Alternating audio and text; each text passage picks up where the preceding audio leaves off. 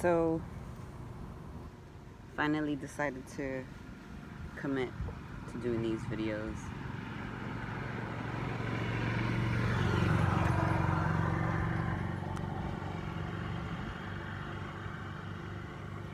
I was a little golf cart in the park's keeper.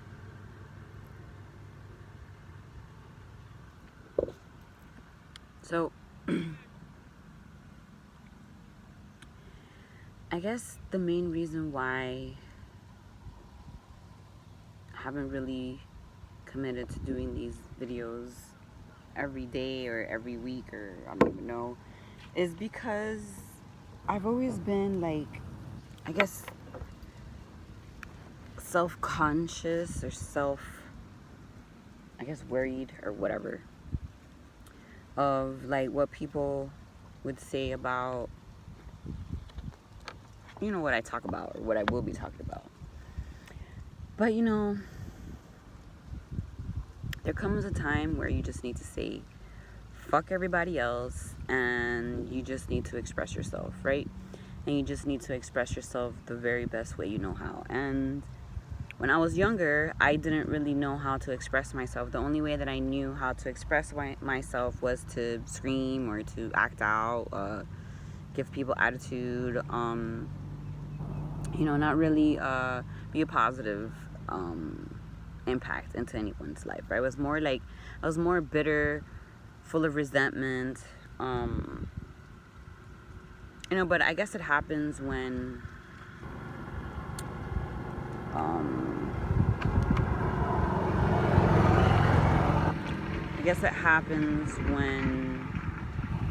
we're younger.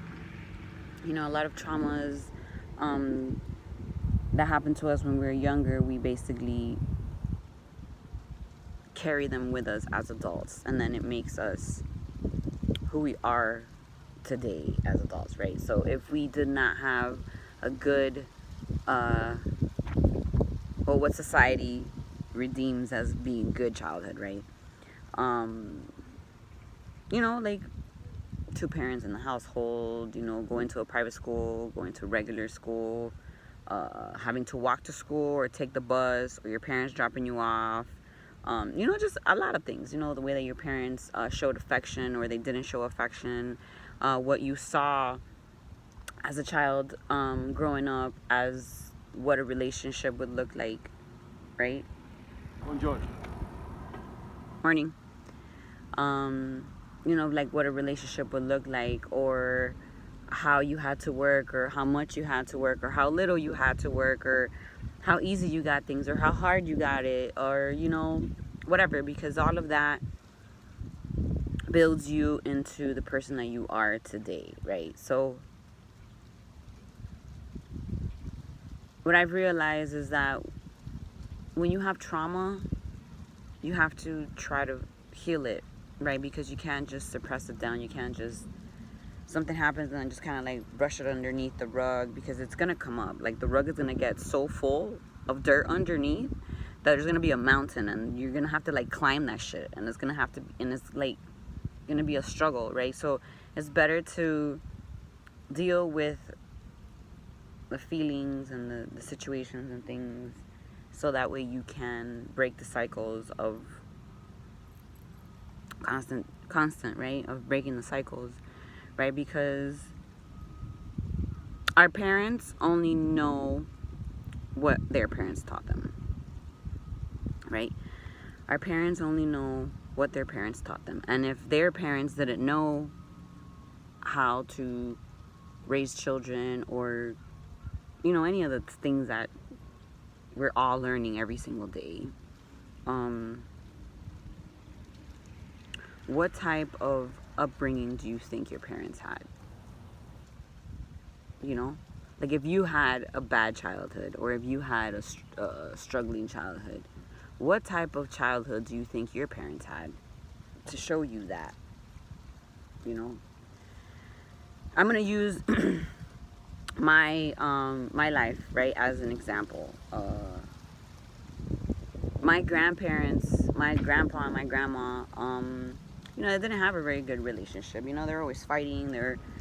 And you could tell, because you could the energy was there. My grandpa would always break down like the parties, the family parties early. You know, you would see him, and when he would start picking up all the chairs and start throwing away trash, everybody knew, oh, it's time to go. Grandpa says he can't handle you guys anymore, right? But you know, he was misunderstood. You know, so my grandparents didn't have like the best marriage, right? And then obviously my mom saw that, right? So you know, it's just like a cycle. So she thought that that's what a relationship was like, and you know, staying for the kids and all this stuff. And you know, then my mom and my dad met when they were young. You know, they were like 20, 21, 22. You know, and they moved. Well, they came to the United States basically. They were both immigrants. My dad's from Cuba, my mom's from Nicaragua. Came to the United States, you know, to better their lives, right? Well, better their lives by probably knowing that they had to work hard and build their own business and, you know, all that. My parents were entrepreneurs, or I should say my mom's still an entrepreneur. But, you know, again, it's the process. It's the journey of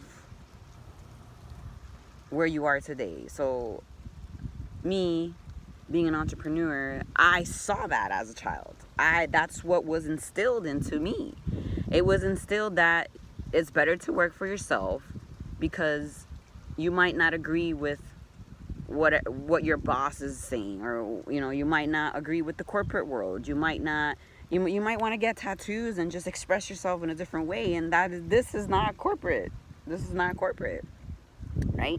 People judge you and things like that, right? So it was always instilled to me to always do for myself, right? So as I can't even remember, but it's almost like I was just born into knowing how to be an entrepreneur, you know. And I remember as a teenager working like at ice cream shops, at pizza places, at pizza parlors, you know, and I liked it because the managers of the spots was my parents, and I saw how hard they worked, and I saw the responsibility. They would wake up every morning, go to work, you know what I'm saying? Like, I saw that. So that's what I was basically accustomed to, right? Now, the only thing is that, yes, my parents were, you know, hard workers. You know, they wanted to put food on the table. They wanted to make sure that the family was good. You know, they wanted to make sure that we had a house to go, a bed to sleep in, food on our bellies, you know what I'm saying, and whatever. But all work and no play doesn't create happiness, you know. Like, I remember my parents worked so much. They would just drop us off any family member's house to babysit us because they had to go to work, you know. When you don't have that emotional connection with your children, it creates a barrier, you know what I'm saying? It creates a, you know, kind of like a I don't trust my parents type of thing, you know, because I had never told my parents anything. And when I did tell my parents, they didn't have no time to sit there and, you know, listen to me and talk to me and give me advice on what I was feeling, because they probably never knew what I was feeling, and they never felt the way that I felt, or maybe they did and they just didn't know how to express themselves, as, you know, when they were younger. So it happens. So when you find the power within yourself to start expressing yourself somehow, do it. Do it, and don't be afraid of what people think or what people say, because at the end of the day, you shouldn't rely on anyone to make you happy. You should rely on yourself to make you happy. You shouldn't give anybody power, that much power, for the happiness. You know what I'm saying? Like, it shouldn't, like, it, you shouldn't give someone that much power to rely on them to make you happy, you know. I've learned that too. And you know, healing past traumas is hard, you know, because it's those feelings that you've put away, those feelings and thoughts that you just like put deep down inside, you know, and just, you know, like the feelings of I'm not worthy, or man, is like, is this really gonna happen, or when is this gonna happen to me, or why do I always get into relationships that don't work out, or why haven't I found the person that I want to be with? Why, like, all those questions start popping in your head, right? And the only thing that kept coming to my head when I was asking all those questions for me is because you haven't found yourself, your true self, thyself, right? So, you know, just the last couple of years, just been, you know, reflecting, you know, and just observing and watching and just living, being. You know, I've learned a lot. You know, I've learned a lot, and now I think I want to share it with all of you guys, because with the amount of healing that I've done, with the traumas and healings that I've done, I can honestly say that I feel so much more positive, so much more growth. Like,